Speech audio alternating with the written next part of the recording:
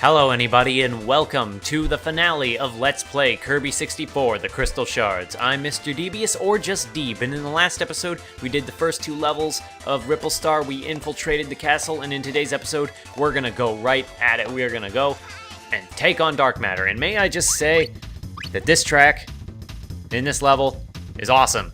This is like my second favorite track in this entire game. It's awesome. They reused it in Kirby Triple Deluxe and it's amazing. So in Kirby 64 or Kirby series fashion, it's actually a tradition to have a boss rush or an enemy rush towards the end of the game. And this is kind of that section, the level before the final boss, where we just kind of throw every last thing of the resources at us. And I'm kind of ignoring the elephant in the room, and that is me. I'm showing off one of the last four power-ups, and this is ice and electricity, which turns you into a refrigerator, and that is hilarious. I should have gotten to that more immediately, and I'm sorry, but yes, this ability is not very effective offensively because it's hard to hit enemies with food in an effective way, but it does offer you healing capabilities, and that is a good move. So we're going to try and rush and show all of these new power-ups. So yeah, hopefully we can do just that. And that gets us our first crystal shard. We are ascending this castle, and there's a big old tree in the background, or, well, you know, fake tree. You know, this is the planet of fairies. It's Ribbon Star, and we're gonna be ascending to the top and saving the day because we are awesome. We are great and cool, and no one will ever insult us. So, ability number 2, Giant Claws. You can't move while you use this, but it covers you on both sides and then, of course, closes on top of you. And this ability is actually a little bit terrifying and kind of can be used to support the theory that Kirby is some kind of eldritch abomination. I mean, look at his arms. That's terrifying. This is actually a fun ability to use. It's not the best because it forces you to be still for a moment, but I digress. And so yeah, that's that. And there are only a couple moves left. There are only 2 moves left now, which is ice and, not ice, but needle and fire and needle and ice. So here is needle by itself, so we're going to be needing ice or fire, and whatever comes up first is what we're going to get. Now, actually, before I move on, we need fire to break this in the center. We need fire and needle, and I didn't get it, but I'm going to get that later because, well, you'll see when we get there. Because secrets. I'm going to be finishing this level without getting one of the crystal shards, just because there's a little special something that happens if you don't get all the crystal shards, by which I mean it's not the best ending, because you need all the crystal shards to get the best ending in the game, which you could probably figure out. Also, I didn't mention this in the last episode, but I love the interface at the bottom, the one that I chose. This is the last of the interfaces that you can get, and I love it. It's sleek and cool, and the door opened and I'm ignoring it. It's so stylish, and I like it. And I'm sure that BGM Corn is saying you would like it, Mr. Devious or just Deep. But we reached the top of the Christmas tree in the background, and like all the other levels in Ripple Star, this is a really short level because this is the last room that we have to do. And that's kind of a weird thing about Kirby 64 is it's a very small game, as I've said before, and this is kind of the epitome of that. And this is one of the last abilities for us to show off. Ice and Needle is Snowflake Kirby. This is a good ability in that, well, it's not really that much different than normal Needle ability. It also takes a little longer to shoot than just double Needle. So if I were to say whether you should go with Needle, double Needle, or Ice and Needle, I would say go with double Needle because this is just more practical. But anyway, that takes care of that, at least. This room spawns its enemies really slowly. Interesting thing about this, though, they don't have a mini-boss rush. That's kind of the funny thing about Kirby 64, is that it doesn't reuse any of its mini-bosses. But anyway, since we've taken care of that, we are just going to take care of these dark monsters, which kind of fall from the giant mass of blackness above that's presumably at the very head of the tower and kind of the core of this entire thing. But anyway, that is the end of that level. And with this ominous shadows around us, it's really spooky, actually. Anyway, we're still gonna have our nice little picnic and have my card as the darkness seeps into this room. Last picnic in the game. Now we're moving on to the boss of Ripple Star and the final boss. Let's go. This is gonna be a fun fight. The typical music starts and it falls apart. This is Miracle Matter. Miracle Matter is, well, we're going to see the gimmick as we fight against him.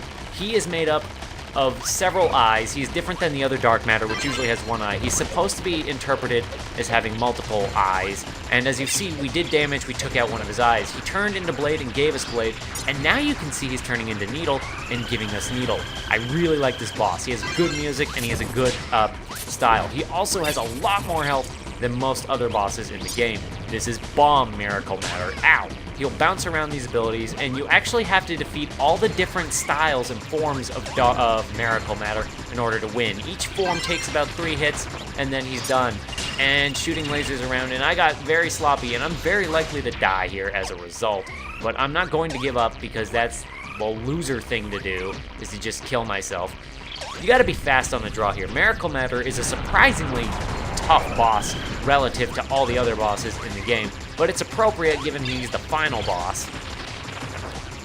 I think this lightning move is one of the most difficult ones to avoid, but it's also one of the coolest to watch because the lightning bounces around the other side of other sides of the screen, and I like it. Also, this music. How about this music? It's pretty cool, I guess. Needle doesn't usually take much effort. If you take the ability from the left wall or the right wall and then the one in front of you, that takes care of it pretty quickly. So Needle form is defeated. You'll know you defeated a form when it has like a big explosion. And I think this is going to take care of Fire Miracle Matter. Fire Curve. So he has a form for every ability in the game, and that's really cool. And I died. That's great. I'm not going to be cutting any of this because this is the final boss and I feel inappropriate and I don't want to like knock out one of the unseen phases without doing it justice. I think there are certain phases he doesn't show right away. So yeah, we can afford to make this fight a little bit longer because it's Miracle Matter. Whoa, and he dropped a boulder on me. This form is actually kind of painful and it kind of hurts when he hits you. That hurts. Oh, and I'm not sure if I mentioned this, but he's only vulnerable to whatever ability he's using, so you can't spit rocks at the electricity form or electricity at the rock form, so you have to use whatever he's throwing at you. This is a very cool boss fight. And Kirby games are usually pretty good about final bosses, usually. So this is presumably the force that has been controlling the dark matter throughout this game. In Kirby's Dream Land 3, the entity that was controlling dark matter was Zero, and it was a giant white eyeball that had a giant white eyeball, and this is like a giant white eyeball as well, and that almost hit us again, but we got it. And I think if we blew up rock Miracle Matter, that is taken care of. So yeah, presumably this is the force behind Miracle Matter, or behind Dark Matter, because Zero was a white eyeball, and this is a white decahedron, or I can't even tell how many sides are on this eyeball. But presumably this is the one that's in control of everything. I think the ice ability, it saves toward the second half of its life bar, because I don't know if it's harder to deal with, or if it's supposed to kind of reference the fact that ice is a rare ability to get in this game. But anyway, Bomb is one of the trickier ones to avoid, and as the fight goes on, he becomes more aggressive and deadlier with his attacks. Sometimes he moves faster, sometimes he adds more attacks to the attack sequence, but it makes this boss fight very diverse and very, it can go many different ways every time you play it, just depending on what abilities he has towards the end of the fight. All in all, it takes about 15 hits, maybe more. Well, let's see, 7 powers in the game, 3 hits each, so about 21 hits in order to kill him. That's a lot of hits, comparatively speaking, considering every other boss is about 12 hits. So yeah, he's near the end of his health bar. We've almost got him. And, nope, still one last form, only a couple eyes left, and I think it's just electricity now, which is not one of the ones I want him to have left, because this is extremely dangerous. Come on, let's not die. Let's not suck it up. Well, that's bad. Come on. I believe in me. I believe in me who believes in me. Okay. And I'm gonna just hold on to it because he's going to change back into lightning, and that's it. Miracle Matter is dead. And he blows off into triangles, and Kirby is so tired, but he's worked hard to earn this final Crystal Shard, except not really because I saved one of them and left one of them in place. The Crystal Shard shines brightly, sweeps away the dark matter, and it leaves Ripple Star. Everyone's happy. That's the queen of the fairies who we saw in the beginning. And this is time for everybody to go home. And we get a little spaceship to take us home. Ribbon is grateful. Nice little handshake. Why is DDD crying? DDD's a big old softie. So yeah, that's Kirby 64. It's kind of, you know, it's a fun game. And it's... So, that's the bad ending of the game, and that's a little bit terrifying, and obviously, you didn't get all the Crystal Shards, and the game's kind of taunting you for not getting all the Crystal Shards, so that's what happens if you don't get all the Crystal Shards. That's the ending you get. And I skipped the credit sequence because it's identical to because the credit sequence for the good ending is basically the same. So, we are going to go back and get that final Crystal Shard and make things right. So, let me just do this. I will meet you in the room that you need to get the final Crystal Shard. You need Needle and Fire. I will see you there. Alright, so Needle and Fire, final ability in the game. You just pull back on it, and you just shoot arrows. I really like this ability, actually, and I'm just going to show it off briefly, because it is the last power-up in the game. You just hold down the button, and the farther you pull it, or the longer you pull it, the farther you fire the arrow. This is a good long-range weapon, but it does force you to stop. But the fire that it leaves behind does kill enemies that go into it, so it's a good defensive weapon, too. So, yeah, that is that ability, and, well, yeah, you just need it to bust open the floor here. Just like that. And that's the Crystal Shard. And it shines brightly to show that we have all the Crystal Shards in the game. And this level is flashing just to show that you gotta go back in there and beat Miracle Matter one more time. You've already seen it, so I'm gonna skip to the end of the fight. And one more hit. And Miracle Matter is dead again. That was very nice. However, because we already got the Crystal Shard, the game is nice enough to give us a Metamato. Let's eat it up. So, with all of the Crystal Shards in tow, what can we do? Well, as before, we sweep away the darkness, but because we have the completed giant crystal, not only do we sweep away dark matter, we explode it. But that's not all.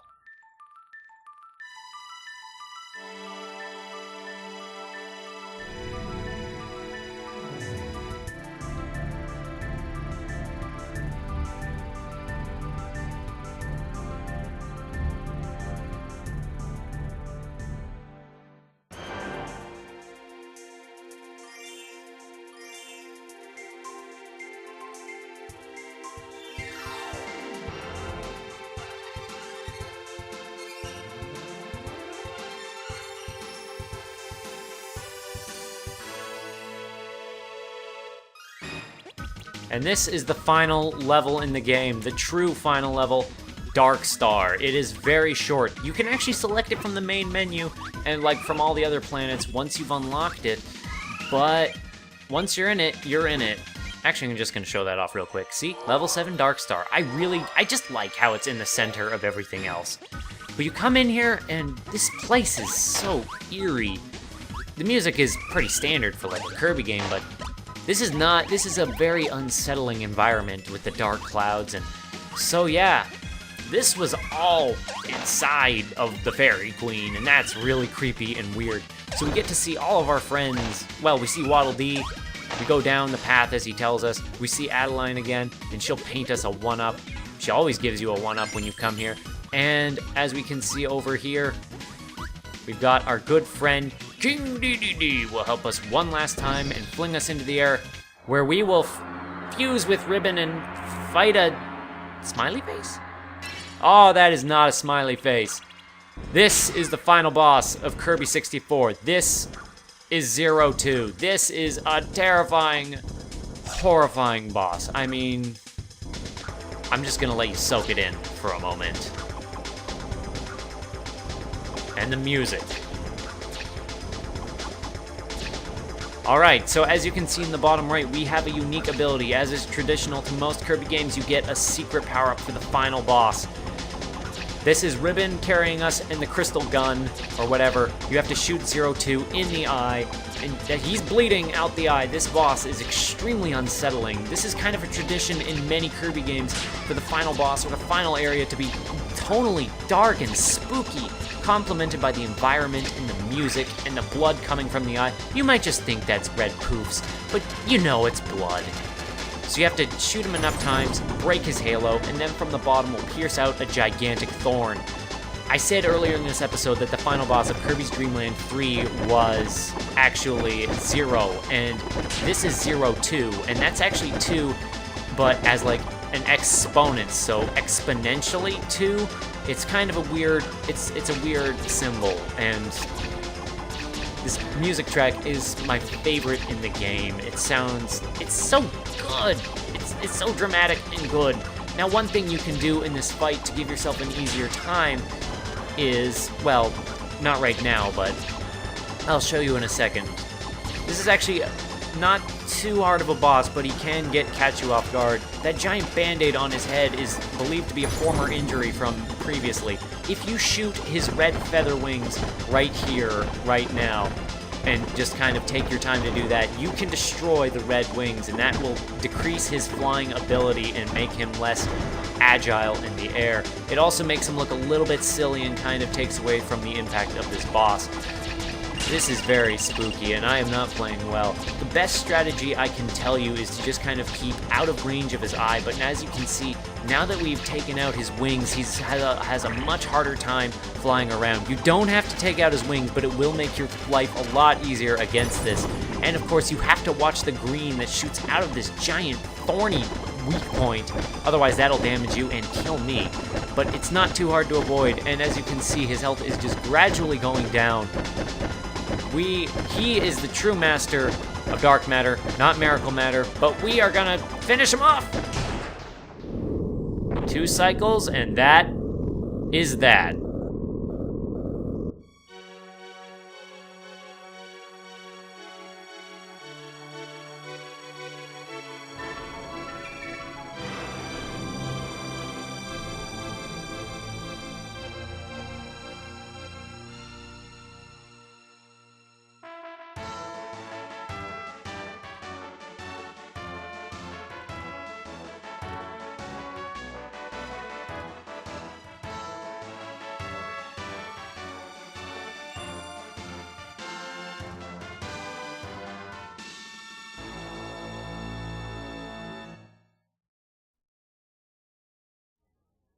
And that is the end of Kirby 64, The Crystal Shards. I'm Mr. Devious, or just Deeb, and thank you for watching. This is the true credits. The difference between these credits and the other credits is that these are colored in and nicer pictures in general. They're nice, soft colors and nice track playing. And of course, the final cutscene, as you saw, there's pics. The final cutscene can't play without something terrible happening to Kirby because he just has the worst luck. So we get to see kind of cast of characters and major scenes. That was the robot boss of Shiverstar, I do believe.